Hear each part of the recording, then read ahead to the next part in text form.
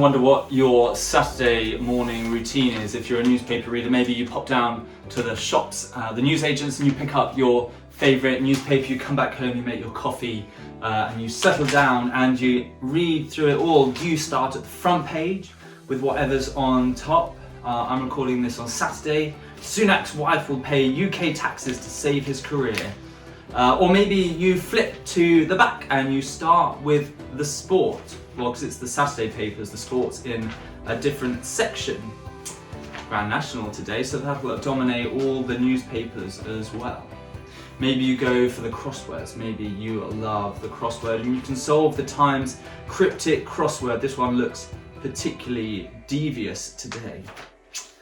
But I wonder if you've ever thought how much the news that you consume affects you, how it shapes you and molds you.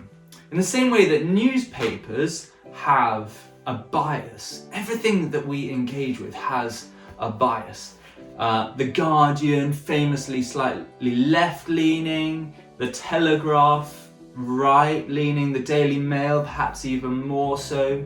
The Independent attempts to be in the middle, but quite often isn't.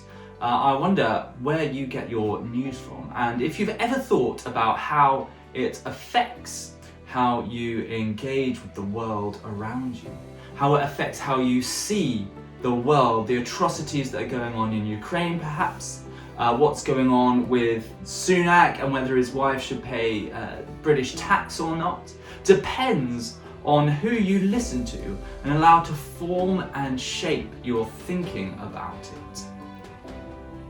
Karl Barth, the famous German theologian, said, "You should hold your newspaper in one hand and your Bible in the other, and allow your Bible to influence how you read the newspaper."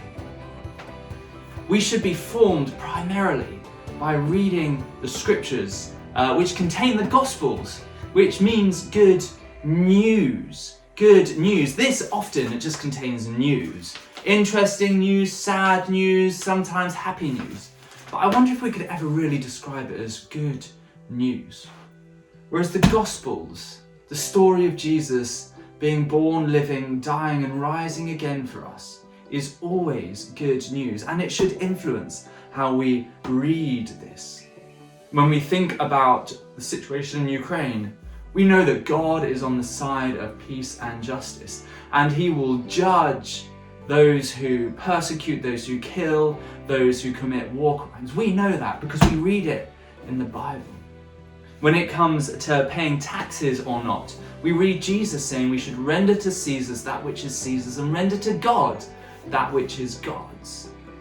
But we should also be generous and love those who have less than us and care for the poor and the needy and the sick and the widows, and the way we do that in the UK is through our taxes. That morally, skipping taxes is abhorrent. You might have a different opinion. I wonder where you've got that from.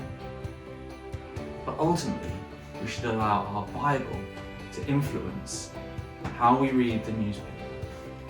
So my question for you, what influences you more? The newspaper you read, the news you watch, or the Bible?